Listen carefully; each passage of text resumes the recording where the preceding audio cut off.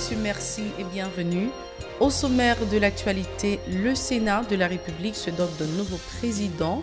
Joseph Lambert a été acclamé mardi par ses pairs qui l'ont voté avec 28 voix pour sur une trentaine de membres que renferme l'institution sénatoriale. Il remplace à ce poste Yuri Latortue. De leur côté, les députés ont reporté à mercredi 10 janvier la séance en assemblée pour élire leur bureau. Le farouche opposant au parti haïtien Tête Calais PHTK, Jean-Charles Moïse, a repris du service. À son initiative, une manifestation a été organisée mardi à Port-au-Prince pour continuer de dénoncer les dérives du pouvoir en place. Moins de 24 heures auparavant, le chef de l'État, Jovenel Moïse, a tendu la main à l'opposition lors de la rentrée parlementaire. Sous les auspices du ministère du Commerce et de l'Industrie, des membres du marché commun de la Caraïbe, CARICOM, se sont réunis mardi à Port-au-Prince autour de l'élaboration du Code sur l'énergie renouvelable. 8 ans après le séisme dévastateur de 2010, des sinistrés sont toujours hébergés dans des tentes, dans des conditions infrahumaines. Une équipe de Radio-Télé Pacifique a rencontré ceux de Delma 2. Vous suivrez un reportage de Jean-Marc Sondorce et Éric Garnuel dans ce journal. Restez branchés, les détails, c'est tout de suite.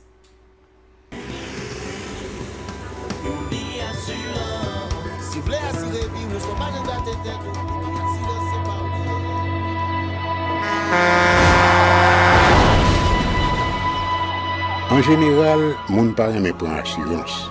Yo considéré que son l'argent rejeté. Et pourtant, l'argent assurance te doué dans budget ou à côté l'argent kay ak l'argent manger. Li la pour les deux ou traverser un mauvais pas. Gardez tout à côté ou. Ou comment gros problème qu'on entre sur moun sans attendre. Mandez Dieu pardon, ça qu'arrive au tout. Une assurance dit ou précaution pas capon. Les malheurs arrivés, les faux amis flair à saison a fait comme si on pas de jambe connaît. Une assurance après rétaver ou pour le dire continuer vivre la vie ou quitter ce course là nan men nous. Une assurance. Vivez en toute assurance. Encore merci de nous rejoindre sur la Télé Pacifique pour le grand format de l'actualité. Comme nous l'avons annoncé dans les titres, parlons de l'élection du nouveau président du Sénat. Le sénateur Joseph Lambert du Sud-Est a été acclamé mardi par ses pairs suite à son élection à la tête de l'institution sénatoriale avec 28 voix sur une trentaine de membres. Il remplace son collègue de l'Artibonite, Yuri Latortue, qui l'a félicité après son triomphe. Le sénateur François Sildor du Sud occupe la vice-présidence du bureau. Le sénateur Dieu Piché-Rubin du Sud-Est devient premier secrétaire. Willow Joseph du Centre conserve son poste de deuxième secrétaire, tandis qu'Odondieu, lui, du Nord-Ouest, est le nouveau questeur du Sénat. Écoutons le nouveau président du Sénat, Joseph Lambert, après sa prestation de serment. De manière solennelle, je prends devant vous l'engagement de justifier à travers chacun de mes actes la confiance que vous avez placée en moi. Cette confiance qui, désormais, fait de moi le deuxième personnage de la République.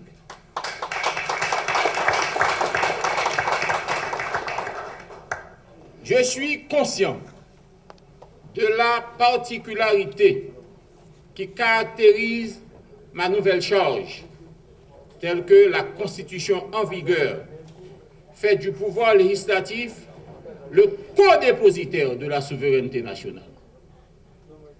Je présiderai donc l'Assemblée nationale en gardant toujours à l'esprit qu'à ce carrefour précis, mon pays a le grand besoin d'un souffle nouveau. Il y a tant à faire et le relèvement urgent passera nécessairement par le remembrement de nos institutions. J'assumerai parce que j'ai appris à cultiver le sens du devoir. Pas vrai, Yuri?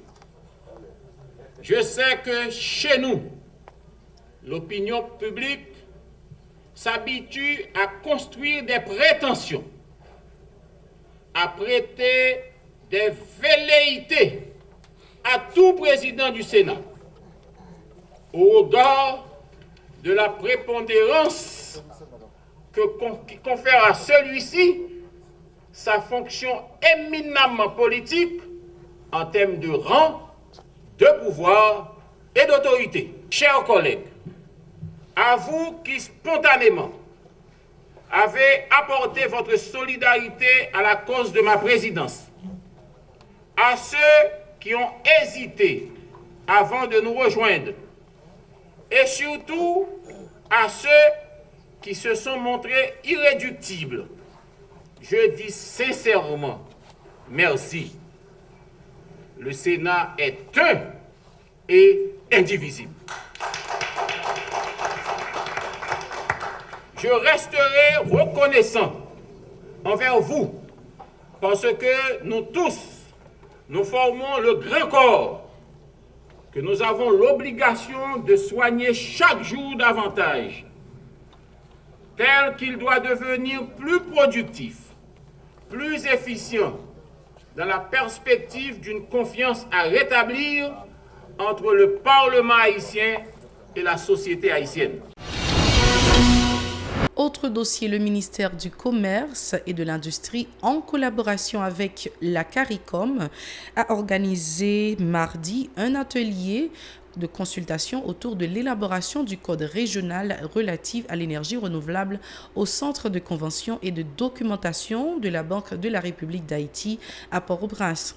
L'occasion pour le titulaire du ministère du Commerce, Pierre-Marie Dumény, de se féliciter de cette initiative, indiquant que le Code sur l'énergie renouvelable représentera un outil indispensable au développement du secteur énergétique en Haïti. Écoutons cette déclaration recueillie par Mario Sylvain et David Mercius.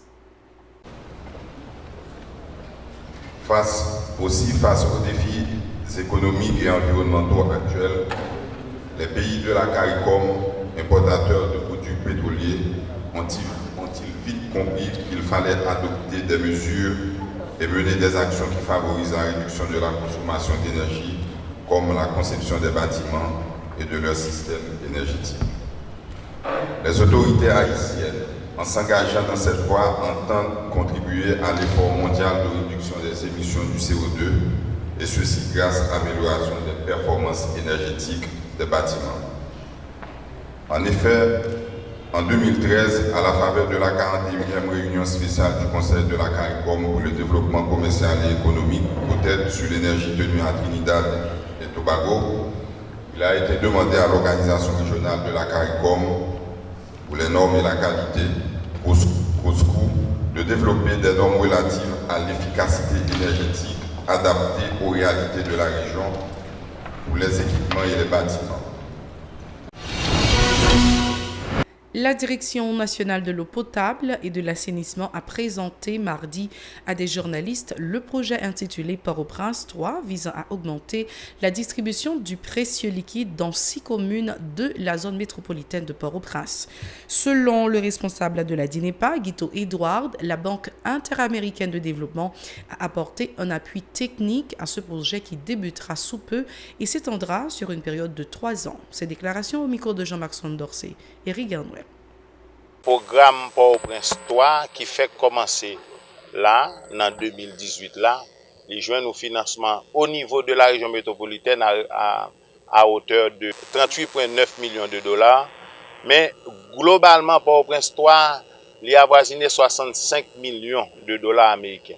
Parce que au niveau du Grand Nord, plus particulièrement du département du Nord, il y a des projets qui doivent réaliser. Et faut me dire, son occasion pour me saluer Banque interaméricaine de développement, son occasion pour me saluer et USAID qui a accompagné nous, son occasion pour me saluer Banque mondiale, coopération suisse et pourquoi pas la coopération espagnole qui a accompagné le secteur, fait que pour nous faire en sorte que tout au moins production vienne augmenter et puis ça qui existait pour nous densifier, là nous parler de densification réseau, nous voulons parler de réaliser des travaux d'infrastructure, tout côté gain fuite pour nous éliminer et bien tout côté gain conduite qui grand moun qui gain plus que 40 ans eh bien pour nous remplacer, il faut que nous ayons bon de l'eau potable avec service assainissement dans tout le pays. De son côté, le directeur de l'Office régional de l'eau potable et de l'assainissement de l'Ouest, Raphaël Osti, s'est félicité de cette initiative, indiquant qu'il contribuera à l'amélioration de la qualité du service dans la zone. Selon lui, la capacité de l'OREPA passera quotidiennement de 120 mètres cubes d'eau à 190. Écoutons ces déclarations.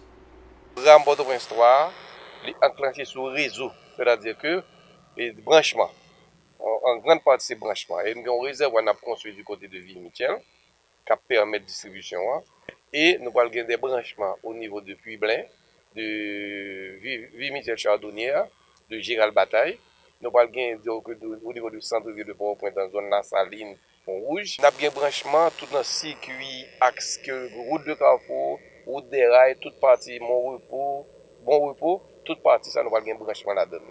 Au total, nous avons près de entre 50 à 60 000 branchements que nous identifions. Mais il doit partir plus toujours. Point de culture, l'organisation internationale Impact Nation a organisé mardi une séance de formation à l'intention de plusieurs centaines de jeunes en leadership.